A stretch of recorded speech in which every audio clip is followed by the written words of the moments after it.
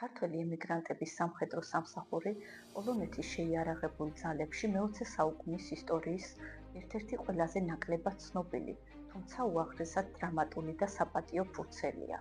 ეს არის ამბავი ადამიანებზე, რომლებმაც საკუთარი სამშობლოს დაკარგვის შემდეგ მეორე სამშობლოდ პოლონეთი აირჩიეს და მისი თავისუფლებისთვის სისხლის უკანასკნელ წვეთამდე იბრძოლეს. ყველაფერი 1921 წელს დაიწყო, როდესაც ბოლშევიკების მიერ საქართველოს ოკუპაციის შემდეგ კონსტანტინოპოლში თავშეფარებულმა დაახლოებით 700-მა დევნილმა, რომელთა დიდი ნაწილი სამხედრო პირი იყო, დახმარება მეგობარ სახელმწიფოებს თხოვა. მაშინ, როდესაც საფრანგეთმა და საბერძნეთმა მხოლოდ მცირე ჯგუფები მიიღეს, პოლონეთის სახელმწიფო მეთაურმა იოზეფ პილსუდკიმ სტრატეგიული და მორალური გადაწყვეტილება მიიღო.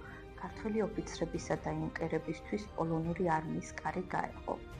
უკვე 1921 წლის ბოლოს ვარშავის სამხედრო სასწავლებელში პირველმა ქართველმა იუნკერებმა დაიწყეს სწავლა.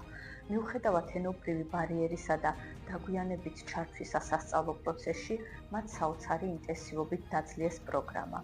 ქართველებმა მალევე დაიმკვიდრეს საუკეთესო ცხენოსნობისა და მოფარიკავეების სახელი, განსაკუთრებით გურჯონძის კავალერიის სასწავლებელში. საინტერესოა, რომ იმ პერიოდში ვარშავის უმცროს ოფიცერთა სკოლის მსმენელთა თითქმის 10%-ს სწორედ ქართველები შეადგენდნენ. ქართველები პოლონურ არმიაში საკონტრაქტო ოფიცრების სტატუსით მსახურობდნენ. ეს უნიკალური სამართლებრივი ფორმა მათ საშუალებას აძლევდა შეენარჩუნებინათ საქართველოს მოქალაქეობა და ამავე დროს პოლონელი ოფიცრების უფლებითა და პასუხისმგებლობით ესარგებლათ. ისინი ინიშნებოდნენ დუბლიორებად, მონაწილეობდნენ ყველა მასშტაბურ მანევრში და ეუფლებოდნენ იმ დროისთვის უახლეს სამხედრო ტექნოლოგიებს, ავიაციასა და ჯავშან-სატანკო საქმეს. ქართველი ოფიცრების პროფესიონალიზმი ლეგენდარული იყო.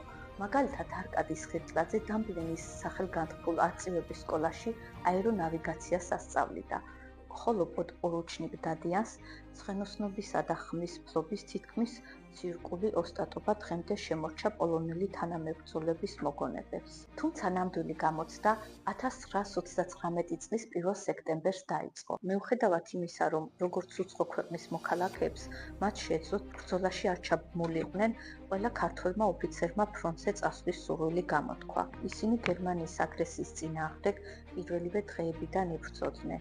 ვარშავის დაცვისას პოლკოვნიკი ვალერიან თევზაძე კაჟივით მტკიცე მეთაურად დაახასიათეს. ხოლო კაპიტანმა რატიშვილმა საბჭოთა აგრესიასთან ბრძოლას სიცოცხლე შესწირა. ქართველი მეომრების ტრაგიკული ბედი გადაიკვეთა პოლონეთის ბედთან.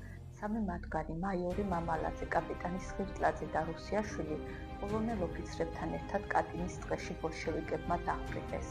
ისინი კი, ვინც გერმანულ ტყვეობას გადაურჩნენ, პოლონურ წინააღმდეგობის მოძრაობას არმია კრაიოვას შეუერთდნენ. მათ შორის იყო ვალერიან თევზაძეც, რომელიც სიცოცხლის ბოლომდე პოლონეთში დარჩა.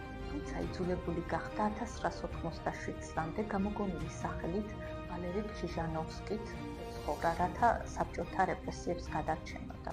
ვალერიან თევზაძის ისტორია ამ ეპოპეის ყველაზე მრავალსმხმელი ფინალია.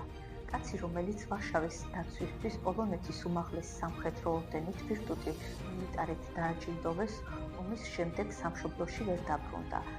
იქ მას დახვრეტა ელოდა. მეტიც, ის ვერც პოლონეთში დარჩებოდა საკუთარი სახელით, რადგან საბჭოთა სპეცსამსახურები საკონტრაქტო ოფიცრებზე ნამდვილ ნადირობას აწყობდა. ასე გაქრა პოლკოვნიკი თევზაძე და მის ნაცვლად გაჩნდა ვალერი ქჟიჟანოვსკი.